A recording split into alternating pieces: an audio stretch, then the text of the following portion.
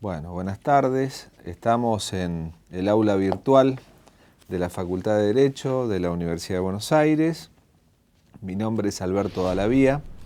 Yo soy profesor titular en esta facultad, actualmente director del Departamento de Derecho Público, y pensé que siempre es interesante hablar de la Constitución, sobre todo en tiempos en que hoy se habla de un neoconstitucionalismo o de una puesta en escena de la Constitución como norma suprema del ordenamiento. Yo lo que vengo a decirles es que la Constitución o es la norma suprema del ordenamiento o no tiene ningún sentido lógico. Yo tenía un profesor en esta facultad, fue mi profesor titular durante muchos años, el doctor Alberto Espota. Cuando yo era estudiante se daba la rara situación de que a nuestros titulares, tanto al doctor Espota como al doctor Vidar Campos, les tocaba enseñar derecho constitucional en un país donde no regía la Constitución, donde había golpes de Estado. Entonces mi maestro nos decía, yo no puedo tomar la Constitución, el texto de la Constitución, pararme en la Avenida Libertador y con esto detener una columna de tanques. Los tanques me van a pasar por arriba. Esta anécdota curiosa llevaba a que otro profesor distinguidísimo, profesor titular, el Germán Vidar Campos, fue nuestro maestro durante mucho tiempo, recurriera a las valoraciones. Él decía que había una dimensión normativa de la Constitución, había una dimensión de los hechos y había una dimensión de valores. Él destacaba el deber ser. La Constitución es lo que debe ser. Entonces nos decía, el día que recuperemos la democracia, ese día la Constitución regirá plenamente. Mucho se discute, mucho se habla, tanto es así que cuando se clasifican las constituciones, cuando se tratan de definir las constituciones, se habla de tipologías. ¿Cuántos tipos de constitución hay o cuántas modalidades? Hay muchas. Se habla de constituciones rígidas o flexibles, materiales o formales. Pero yo voy a tomar la tipología más difundida, que era la de un catedrático español, Manuel García Pelayo, fue el primer presidente del Tribunal Constitucional Español, que hablaba de constituciones sociológicas,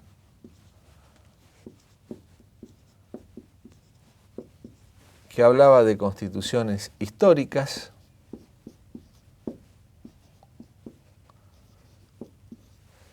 y que hablaba de constituciones racional normativas.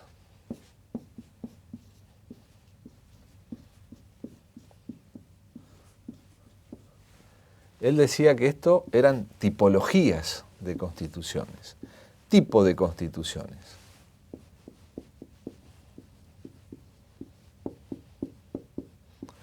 Tal vez parezca algo complejo, pero es muy simple. Lo voy a explicar.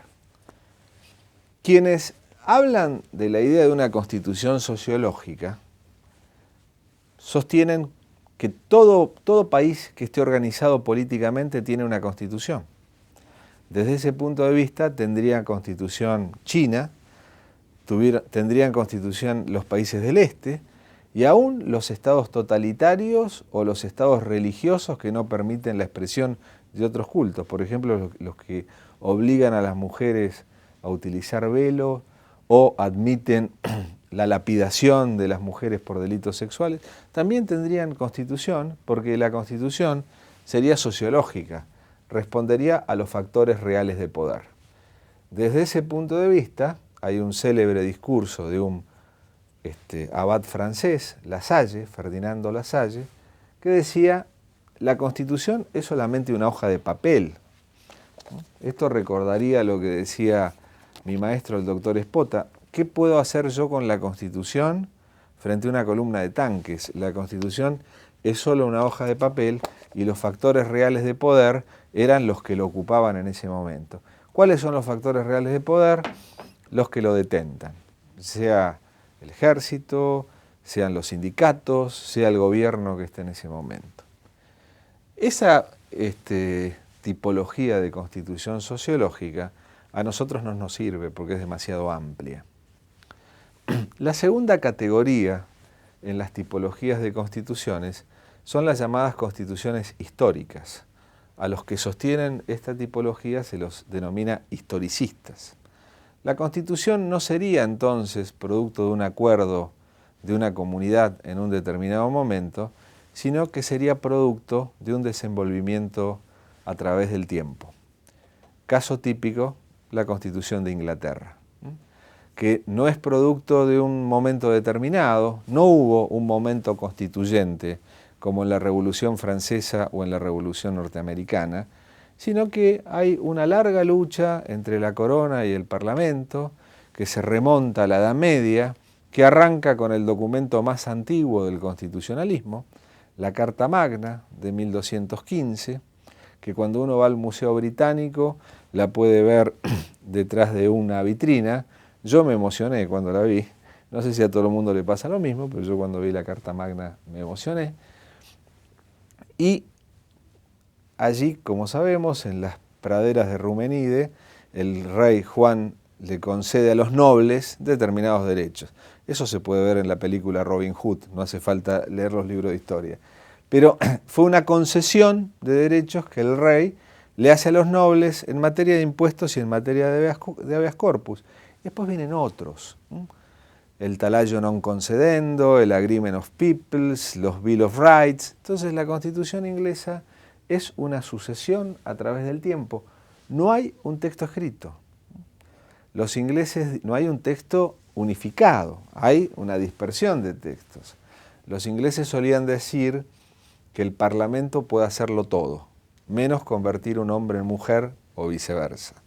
Hoy eso ya no es cierto porque el Parlamento también puede convertir un hombre en mujer y viceversa. Pero para demostrar la omnipotencia del Parlamento, cuando estaba el protector Cromwell frente a las monarquías inglesas, esa lucha por la libertad entre los sistemas monárquicos y el avance del parlamentarismo lleva a la idea de la Constitución como algo histórico, algo que coincide con la historia de un pueblo. Por supuesto que esto es más fácil de explicar en Inglaterra o en Alemania, donde hay un concepto más orgánico y más histórico de Constitución. La tercera tipología, que es la racional normativa, es el concepto de Constitución que nosotros sostenemos. Es la pretensión de que acá está la vida, la libertad, la igualdad, la fraternidad de todas las personas. Entonces, un primer problema es explicar por qué esto puede existir en un texto. Y tal vez la misma expresión racional normativa nos ayude a entenderlo. No podríamos pensar en la Constitución si no hubiera racionalismo. El derecho civil tiene mucho más tiempo que el derecho constitucional. Se remonta a las 12 tablas del derecho romano. Estamos hablando del 711 aproximadamente antes de Cristo. Cuando hablamos de derecho constitucional, hablamos de apenas 200 años, un poco más de 200 años. Fíjense ustedes la diferencia que hay entre un proceso histórico o el otro. El derecho civil se ha beneficiado de un desarrollo, donde ya en el siglo X, en la escuela de Bolonia, los estudiantes comentaban el código de Justiniano y el digesto y le hacían notas marginales. Eso estudiaban en las universidades. Para que aparezca el derecho constitucional tuvo que aparecer primero el racionalismo. Tuvo que aparecer una concepción filosófica que no es la misma que la que estaba en la Edad Media, cuando los estudiantes de las universidades religiosas comentaban el Código Civil de Justiniano. Tuvo que aparecer la pretensión de que en un acto racional, una comunidad jurídica y políticamente organizada tome una decisión sobre su destino. Es muy difícil entender el derecho constitucional sin leer a Rousseau, sin leer a Montesquieu, sin leer a Locke. Y además es muy importante leerlos, porque no hace falta leer todos los libros, pero sí a Maquiavelo, a Rousseau, a Montesquieu, a Locke, a Alexis de Tocqueville, porque son presupuestos ideológicos, son ideas que sustentan todo un andamiaje teórico posterior. Mi maestro, también el doctor Espota, me decía, no hace falta leer 50 o 60 libros, hace falta leer 6 o 7 pero bien leídos, los que acabo de mencionar a la cabeza. ¿Qué nos decían estos autores contractualistas? Nos decían esto, que para superar el estado de naturaleza, para superar la anarquía, para superar la lucha del hombre contra el hombre, Hobbes diría, el hombre es el lobo del hombre, homo hominis lupus, decía en latín, el hombre es el lobo del hombre, hace falta constituir el Estado, y eso es la Constitución, el tránsito del estado de naturaleza a una comunidad organizada a través de ¿qué? A través de normas. Hay diferencias entre uno y otros. Para Rousseau, el derecho nace con el contrato social. Va a haber propiedad a partir de que el contrato social la proteja. Locke es más naturalista y dice que el contrato social perfecciona un estado de cosas anterior, reconoce derechos. Fíjense que ya les estoy diciendo algo.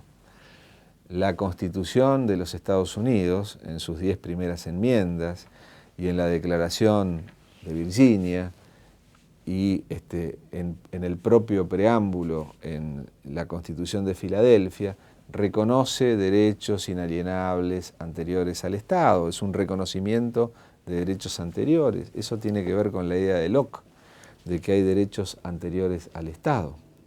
Nuestra actual concepción sobre los derechos humanos tiene que ver con eso, con derechos inalienables que el Estado está obligado a reconocer para poder legitimarlos. Son pequeñas diferencias. Algunas son más importantes que otras. El estado de naturaleza de Hobbes se supera con un leviatán, con un Estado monárquico, dotado de poderes. El de Rousseau se supera con un Estado democrático, pero que a partir de ahí reconoce derechos. Todo esto tiene que ver con una idea racional. Eso es la pretensión de que los hombres y las mujeres nos pongamos de acuerdo para que un texto dirija nuestra vida. Entonces el problema está en la creencia en la Constitución. De nada nos sirve una hoja de papel si nosotros no pensamos que esa hoja de papel es la ley suprema del ordenamiento. Esto tiene muchas denominaciones. Los alemanes lo llaman el Wille zur Verfassung. Los españoles, por ejemplo el maestro Pablo Lucas Verdú, que falleció el año pasado, maestro de muchos acá, hablaba de el sentimiento constitucional.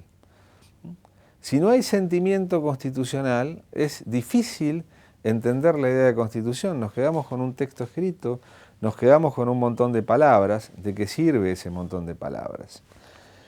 Tiene que haber una decisión racional de que sometiéndonos a esa ley vamos a lograr un bien común, una comunidad jurídicamente y políticamente organizada, como diría Ortega y Gasset. El proyecto sugestivo de vida en común dependerá de esa resignación de libertades individuales en favor de un proyecto común. Hay mucho de fraternidad en eso.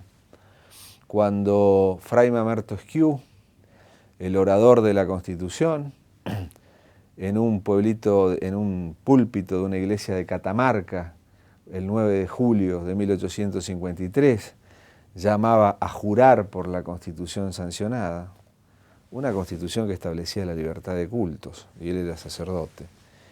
Decía, obedeced, señores, porque es preferible postrarse ante la ley que postrarse ante los tiranos. Así concluía uno de sus sermones patrióticos. Y esta es la idea que nosotros tenemos que entender, porque además es nuestro déficit como argentinos. nuestro problema como acatamiento o como cumplimiento a la norma. Pero yo quiero empezar diciendo que si no tenemos una concepción racional normativa es muy difícil que entendamos el derecho constitucional. Porque en definitiva siempre están los atajos para salirse de esta idea. Uno muy inventado y reconocido entre nosotros, por ejemplo, la emergencia. Decir que hay una grave emergencia y que por lo tanto, por algún momento tenemos que salir del cumplimiento de la Constitución. Esa es la lógica inversamente proporcional a lo que yo vengo diciendo, porque esto creo que funciona así. Sí. Si yo tuviera que, en vez de explicarle a ustedes que son estudiantes avanzados o personas con formación ya sobre instrucción cívica, si yo tuviera que explicarle a un chico muy chico qué es la Constitución, yo tomaría primero el marcador rojo y después haría una línea. Esto es yo lo primero que haría. Porque diría, la Constitución es un principio de limitación, es un límite. ¿Y es un límite en qué? Entre el poder y la libertad. Esto es el mínimo minimorum. Si tuviera que reducirlo a la mínima expresión, diría, sí, es una idea racional, pero nació para limitar el poder al Estado. Entonces, de lo que se trata es de limitarle el poder al Estado. En un principio al Estado, que siempre fue el poderoso. Hoy diríamos al Estado y a los poderes. Hay muchos poderes. Poderes económicos, pero fundamentalmente el leviatán sigue siendo el Estado. La idea de Hobbes, el que más nos puede hacer daño con su abuso es el Estado por la concentración del poder. Entonces yo diría, este es el primer límite.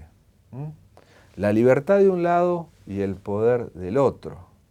Nuestra Constitución, la Constitución de la Nación Argentina, expresa esto en el artículo 19. Esta raya roja sería el artículo 19.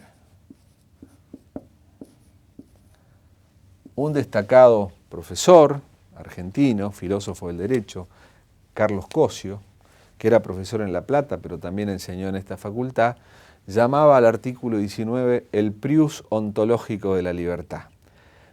¿Y qué dice el artículo 19 de la Constitución? Lo que no está prohibido está permitido. Eso. En realidad dice las acciones privadas de los hombres que de ningún modo ofendan al orden ni a la moral pública ni perjudiquen a un tercero, están solo reservadas a Dios y exentas de la autoridad de los magistrados. Esa es la primera parte, que es el principio de autonomía personal. Y la segunda parte, que es la que nos importa ahora, dice, ningún habitante de la nación será privado de hacer lo que no manda la ley, será obligado a hacer lo que no manda la ley, ni privado de lo que ella no prohíbe. Esa última frase es la que nos importa, se llama principio de reserva, lleva íncito el principio de legalidad, porque es nadie será privado de hacer lo que la ley no manda, ni obligado de lo que ella no prohíbe, pero encierra un principio filosófico fundamental, es lo que no está prohibido está permitido, por ley. Entonces, nuestro principio de reserva es un principio a favor de la libertad. ¿Por qué es un principio a favor de la libertad? Porque lo que no está prohibido está permitido. ¿Y lo que no está prohibido por quién? Por la ley, por la ley. Esta idea de Constitución tiene muchas formulaciones que son esenciales a la idea de Constitución. La Constitución es una norma, pero es la norma superior del ordenamiento. Y como es la norma superior del ordenamiento, la realización de este artículo 19 depende, no me salió demasiado, por eso estudié Derecho, porque no era bueno para geometría, pero voy a tratar de volver a escribirlo. Esto supongamos que es una pirámide. Supongamos que esto es una pirámide, que es la pirámide jurídica. En esta pirámide jurídica, la Constitución está en el orden superior, de manera tal de que todo el resto del ordenamiento jurídico debe responder a ese principio de supremacía. La Constitución tiene que ser suprema. Si yo tuviera que decir rápido a ustedes, estudiantes, qué diferencia a la Constitución del resto de las normas del ordenamiento, diría que hay dos principios fundamentales. Hay muchos, pero la supremacía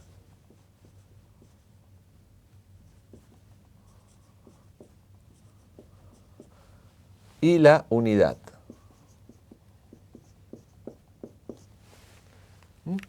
El principio de supremacía en nuestra Constitución argentina está expresado en el artículo 31, cuando dice: esta Constitución, las leyes que en su consecuencia sanciona el Congreso y los tratados con las potencias extranjeras son la ley suprema de la nación. Y todo el resto de la legislación se tiene que acomodar a ellas. Este principio está insistido en la Constitución argentina varias veces. Por ejemplo, cuando dice que los derechos se ejercen conforme a las leyes que reglamentan su ejercicio, artículo 14, y a su vez dice, en el artículo 28, que las leyes deben ser razonables, es decir, las leyes no deben alterar. Lo dice de una forma más compleja. Dice: la reglamentación de las leyes no puede alterar la supremacía de los derechos. Es el artículo 28. Lo dice antes para los tratados internacionales. Los tratados, el artículo 27 dice que los tratados que incorpora la Argentina no deben alterar el orden público interno, la supremacía de la Constitución. Y lo dice en el artículo 99, inciso segundo, para los decretos del Poder Ejecutivo, que también no puede afectar el espíritu de las leyes con disposiciones reglamentarias. Esto que yo digo un poco rápido, después ustedes lo pueden profundizar, por eso les dejo anotados las normas de la Constitución, para que lo profundicen después, tiene que ver con la idea de la supremacía. ¿Por qué insisto tanto en la idea de la supremacía? Y porque esto tiene muchas consecuencias. Fíjense, yo les hablaba de cuando tuvimos golpes de Estado en Argentina. Cuando se produjo la Revolución Argentina, en la época de Onganía, se dijo: sigue vigente la Constitución, porque nadie hizo un golpe de Estado para derogar la Constitución en Argentina. Cada golpe de Estado se hizo en nombre de la Constitución. Los militares venían, o los golpistas venían, y decían: como hay un estado de anarquía, tenemos que restablecer el pleno ejercicio de la Constitución Nacional. Y en nombre de la Constitución se hacían los golpes. Nadie vino a decir: somos una banda de usurpadores que estamos violando la Constitución. Se decía: hay que restablecer la plena garantía. Pero, por ejemplo, la Revolución del 66, la Revolución Argentina, dijo: las Fuerzas Armadas se reservan el ejercicio del poder constituyente, que es lo mismo que colocar por arriba de la Constitución otra cosa. O la última dictadura, el proceso de reorganización nacional, dijo lo siguiente: que se conservaba vigente la parte dogmática, las declaraciones de derechos y garantías. No la parte orgánica, porque por supuesto se cerró el Congreso. Yo no tendría trabajo porque la Cámara Electoral se cerró, el Poder Judicial se intervino. Pero se dijo: por arriba de la Constitución rige el Estatuto Supremo de las Fuerzas Armadas. Si hay algo para arriba de la Constitución ya no es suprema, por lo tanto no es. Lo que no es, no es. Esto es un punto esencial.